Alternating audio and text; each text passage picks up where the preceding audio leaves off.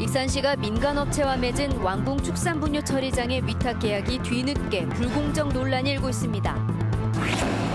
경기 침체가 길어지면서 이른바 생계형 범죄가 늘고 있습니다. 생활이 어려운 서민들이 소액 범죄 유혹에 빠져들고 있습니다.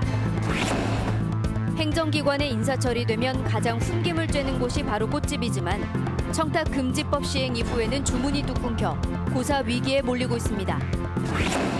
전주시가 4대 부성이 있던 구도심의 역사문화 자원을 보존하기 위해 건물 층수를 제한하는 방안을 검토하고 있습니다. 여러분 안녕하십니까? JTV 8시 뉴스입니다. 익산시가 8년 전 왕궁 축산분뇨 처리장을 운영하기 위해 한 업체와 맺은 위탁 계약이 있습니다. 그런데 일부 규정이 익산시에 불리하게 맺어졌다는 불공정 논란이 불거지고 있습니다. 김진형 기자의 보도입니다. 당초 예정일보다 7달이 늦게 완공된 익산 왕궁 축산분뇨 처리장입니다. 익산시는 완공일을 지키지 못한 업체 11억 2,400만 원의 손해배상을 청구했지만 받은 돈은 1억 4,900만 원입니다. 업체와 협약에 따라 대한상사중재원의 중재를 받아들인 결과입니다. 협약은 중재 결과에 불복해 법원에 소송을 제기하지 못하도록 제한하고 있습니다. 소송으로 바뀌면 판결에 따라서 이제 더 받을 수도 있을랑가는 모르겠는데 그 중재상사원으로 가가지고 거기에서 중재를 하다 보니까 1억 3천 정도 받아지고. 위탁업체 손해배상 규정도 익산시에 불리하다는 지적입니다.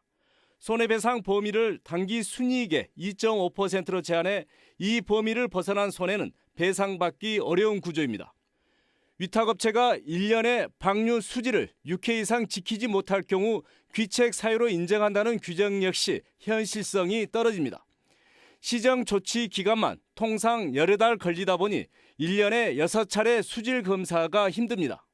소송도 마음대로 걸 수가 없고 실제적으로 불법 행위가 벌어져도 불구하고 이게 대한 강력한 제재를 취할 수 없는 협약 체계에 대해서 근본적으로 문제가 있다고 볼 수가 있습니다. 익산시는 일부 규정에 대한 확인을 위해 감사에 착수했습니다. 계약 위반에 대한 룰 있잖아요. 네. 그 부분이 좀 저희들이 봐도 좀 다른 지역보다는 우리 시가 상당히 완화를 해주는 부분은 있다라고 확인은 돼요. 왕궁 축산분뇨 처리 시설은 시민들에게 피해를 줄 수 있는 환경오염 배출 시설입니다.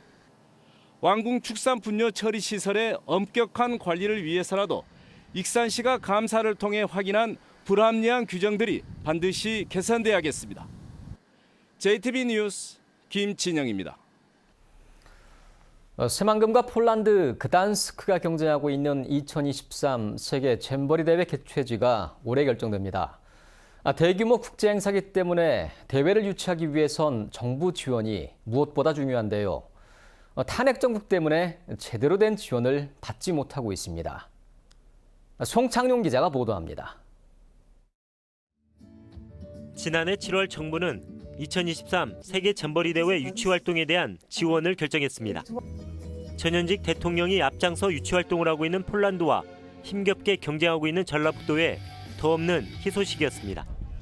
외교부와 여성가족부 등 관련 부처의 전폭적인 지원을 받을 수 있을 것으로 기대했습니다. 하지만 최순실 사태와 탄핵 정국 속에 이렇다 할 지원을 받지 못했습니다. 2023 세계 잼버리 대회 개최지는 오는 8월에 결정됩니다. 이제 7개월밖에 남지 않았습니다. 시간이 촉박하지만 여전히 정부의 지원을 기대하기가 어려운 상황입니다. 특히 저개발 국가의 표를 얻기 위해선 코트라와 한국관광공사, 한국국제협력단 등 민관기구의 도움이 절실하지만 정부의 공식적인 주문이 없다 보니 전혀 지원이 이루어지지 않고 있습니다. 전라북도는 급한 대로 다음 달에 열리는 국무회의에서 세계 잼버리 대회 유치활동 지원 안건이 채택될 수 있도록 역량을 모으기로 했습니다. 해외 조직망을 갖고 있는 그 조직망의 종합적 지원 체계가 필요합니다. 국무회의에 이 안건을 상정해서 최선의 지원이 될 수 있도록 노력을 다해 갈 것입니다. 또 조기 대선이 치러질 경우 잼버리 대회 유치가 차기 정부의 첫 성과가 될 수 있는 만큼 대선 주자들에게 지원 필요성을 적극 건의하기로 했습니다. JTB 뉴스 송창용입니다. 행정기관에 인사 처리되면 가장 훈김을 쬐는 곳이 바로 꽃집입니다. 축하용 난과 화분 주문이 이어져서 연중 가장 큰 대목을 맞기 때문인데요. 청탁금지법 시행 이후에는 평소에는 물론 인사철에도 관가의 주문이 뚝 끊겨 고사 위기에 몰리고 있습니다. 이승환 기자의 보도입니다. 행정기관이 몰려있는 전주 서부신시가지 인근의 한 꽃집입니다. 해마다 이맘때가 인사철 특수로 가장 바쁠 때지만 한산하기 짝이 없습니다. 꽃이 많이 나가고 포장을 많이 해야 하는데 지금 같은 경우는 거의 아침 출근해가지고 거의 돌다시피 하고. 청탁금지법 시행 이후 공무원들의 몸조심에 행정기관의 주문 자체가 크게 줄었고 애써 찾아가도 수령을 거부해서 배달 비용만 손해보는 일도 흔해졌습니다. 누가 친척도 보낸다고 해서 못 보내게 그랬어. 아, 왜 친척들 보내는 거야? 뭐 전혀 문제는 안 되잖아요. 아이 그래도 어떻게 아이고 어렵게 한 번 됐는데도 그게 또 구설수에 오르면. 꽃집마다 차이가 있지만 30%에서 50%씩은 매출이 줄었다는 게 화훼업계 설명입니다. KB국민카드가 청탁금지법 시행 100일을 맞아서 최근 관련 업종에 대한 법인카드 사용 실태를 조사한 결과 화원 업종에서의 감소폭이 가장 컸다는 조사 결과도 있습니다. 일부에서는 가게를 내놓거나 아예 업종 전환을 고민하는 곳까지 나오자 꽃집들도 공동 대응에 나섰습니다. 전주시장에 이어 주요 기관장들을 만나 법적으로 허용되는 범위의 꽃 선물은 독려해 줄 것을 요청할 계획입니다. 주요 거리에 플래카드를 내걸고 홍보물도 배포하기로 했습니다. 이대로 가다가는 저희들이 이제 고사 위기까지 오고 화훼업 자체가 생존을 못할 정도로 이렇게까지 피부로 느껴지다 보니까. 청탁금지법 시행으로 잘못된 관행이 개선되는 순기능이 있지만 관가의 과도한 몸조심에 화훼업계는 존폐 위기에 내몰리고 있습니다. JTB 뉴스 이승원입니다. 고창 독림저수지에서 서식하던 가창오리 등 철새가 금강 쪽으로 이동하고 있는 것으로 확인돼 AI 확산 우려가 커지고 있습니다.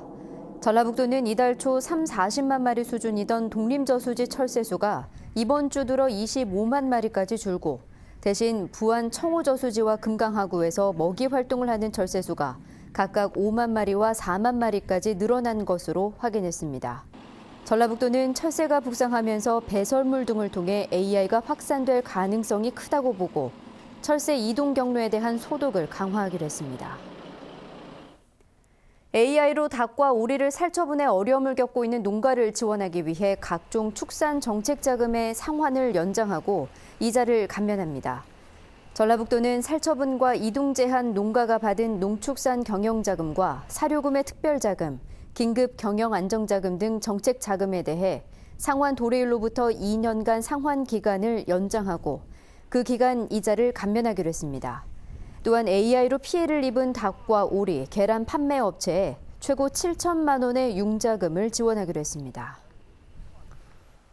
경기 침체가 길어지면서 생계형 범죄가 갈수록 늘고 있습니다.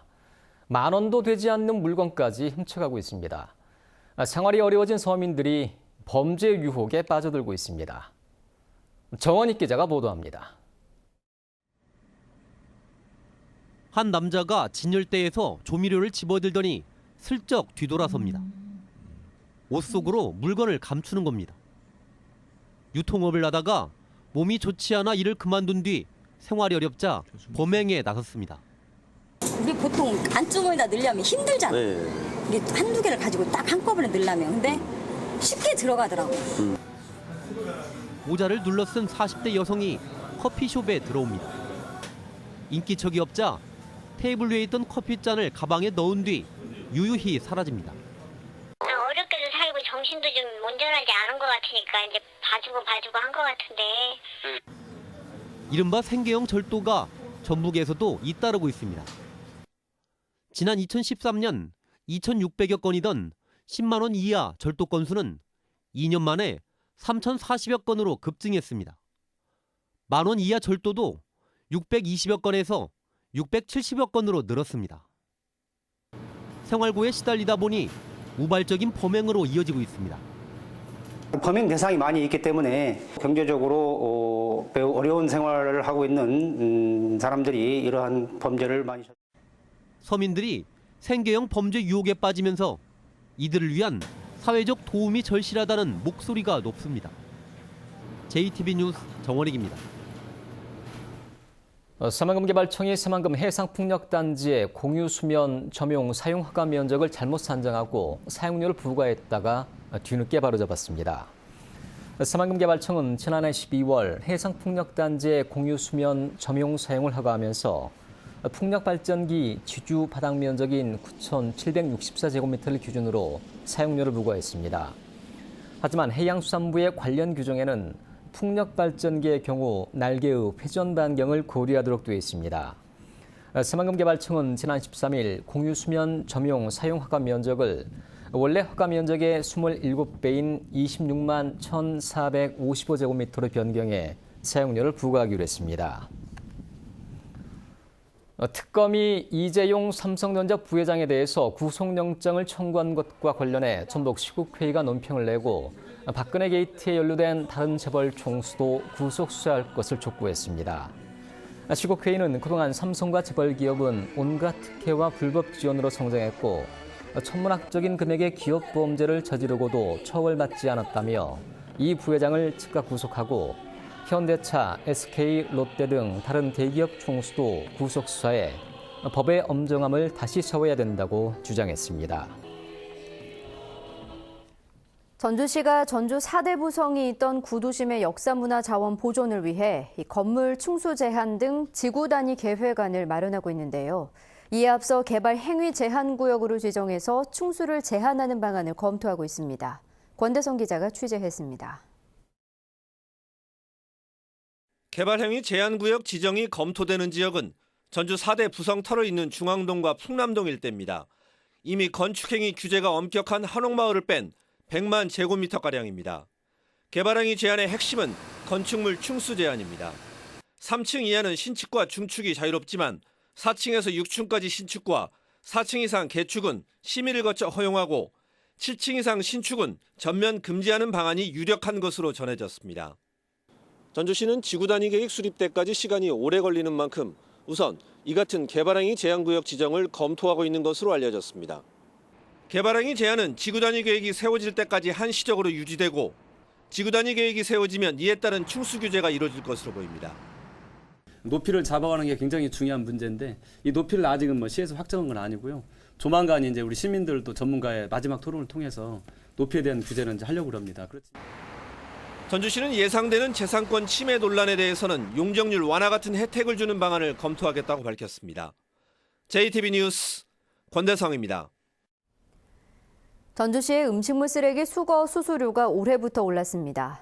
전주시는 이달부터 배출되는 음식물 쓰레기의 수거 수수료를 1리터에 60원에서 70원으로 올려 적용한다고 밝혔습니다. 전주시는 지난 2015년 4월에 이미 음식물 쓰레기 수거 수수료를 1리터에 30원에서 60원으로 올린 바 있습니다.